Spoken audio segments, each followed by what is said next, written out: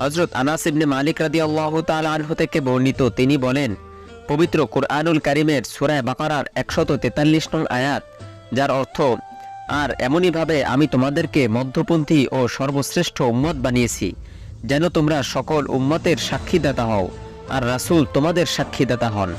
তখন রাসূল সাল্লাল্লাহু আলাইহি ওয়াসাল্লামের চক্ষুদয় অশ্রু সজল হয়ে যায়।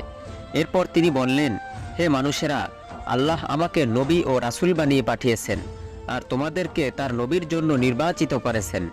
আমাকে তোমাদের সাক্ষীদাতা বানিয়েছেন, আর তোমাদেরকে পূর্ববর্তী সম্প্রদায়সমূহের সাক্ষীদাতা বানিয়েছেন। তখন এক আনসারী সাহাবী দাঁড়ালেন, তার নাম কাইস ইবনে উরওয়া।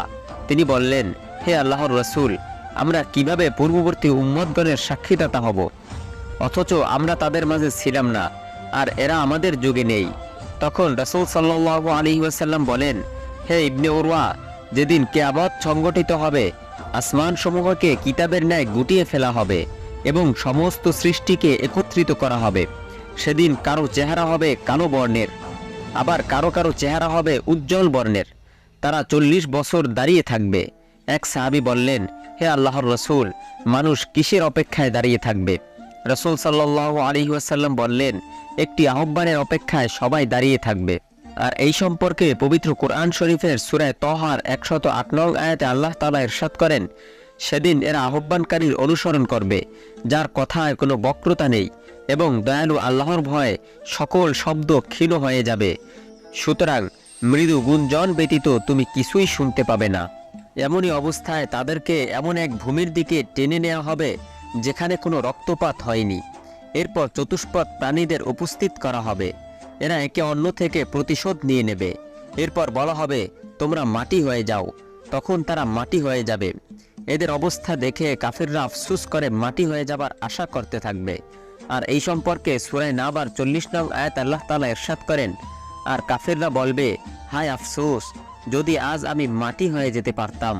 এরপর প্রত্যেক নবী এবং তার উম্মতদেরকে নিয়ে আসা হবে এবং ইনসাফের সাথে তাদের মাঝে ফয়সালা করা হবে। তাদের মধ্যে একদল জান্নাতি হবে আর একদল জাহান্নামী হবে। এক আহ্বানকারী তখন ডেকে বলবে, নূহ আলাইহিস সালাম কোথায়? তখন নূহ আলাইহিস সালামকে নিয়ে আসা হবে। আল্লাহ তাআলা তাকে বলবেন, হে নূহ, তুমি কি রিসালাতের দায়িত্ব সঠিকভাবে পালন করেছো এবং আমার দেওয়া আমানত আমার বান্দাদের মাঝে পৌঁছে দিয়েছো?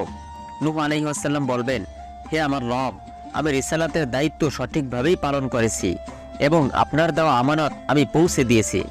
তখন তার উম্মতদেরকে নিয়ে আসা হবে এবং বলা হবে, হে নূহের উম্মতগণ, ইনি হচ্ছেন নূহ। আমি তাকে তোমাদের কাছে ঈমান ও ইখলাসের দিকে আহ্বান করার জন্য পাঠিয়েছিলাম। তিনি কি তোমাদের কাছে তা পৌঁছে দিয়েছেন? তার উম্মতগণ বলবেন, হে আমাদের রব, আমাদের কাছে জাহান্নাম থেকে সতর্কতাকারী ও জান্নাতের সুসংবাদ প্রদানকারী কেউই আসেনি। তখন আল্লাহ তাআলা বলবেন, হে নূহ, এরা তোমারই উম্মত, তোমাকে তারা অস্বীকার করছে, সুতরাং তোমার পক্ষে সাক্ষী দেওয়ার মতো কি কেউ আছে? নূহ আলাইহিস সালাম বলবেন, হ্যাঁ, আমার সাক্ষী রয়েছে। আল্লাহ তাআলা বলবেন, তারা কারা? নূহ আলাইহিস সালাম বলবেন, তারা হলো মুহাম্মদ সাল্লাল্লাহু আলাইহি ওয়াসাল্লামের উম্মত। তখন একজন আহ্বানকারী আহ্বান করে বলবে, হে শ্রেষ্ঠ উম্মত, যাদেরকে মানুষের কল্যাণে বের করা হয়েছে, হে রমজান মাসে রোজা পালনকারীরা, তোমরা এদিকে এসো। তখন তারা সারি থেকে বেরিয়ে আসবে, তাদের চেহারায় সিজদার চিহ্ন থাকবে। আর এই সম্পর্কে পবিত্র কোরআন শরীফে সূরা ফাতহের 29 নং আয়াত আল্লাহ তাআলা ইরশাদ করেন, তাদের মুখমণ্ডলে রয়েছে সিজদার চিহ্ন। তখন উম্মতে মুহাম্মাদিরা বলবে, হে আহ্বানকারী, আমরা উপস্থিত হয়েছি।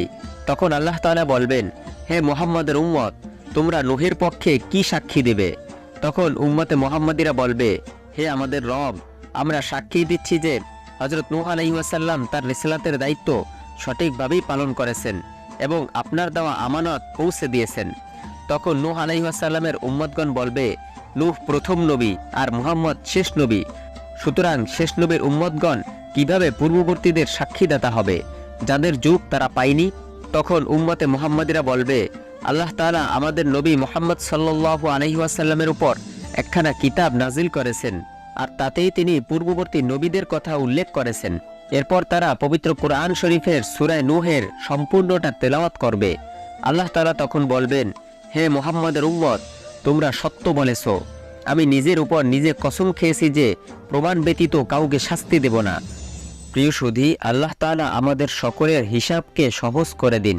আজ এ পর্যন্তই। আমাদের চ্যানেলে নতুন হয়ে থাকলে সাবস্ক্রাইব করার অনুরোধ রইল। ভিডিওটি ভালো লাগলে লাইক, কমেন্ট ও শেয়ার করে অন্যদের দেখার সুযোগ করে দিন। আসসালামু আলাইকুম ওয়া রাহমাতুল্লাহ।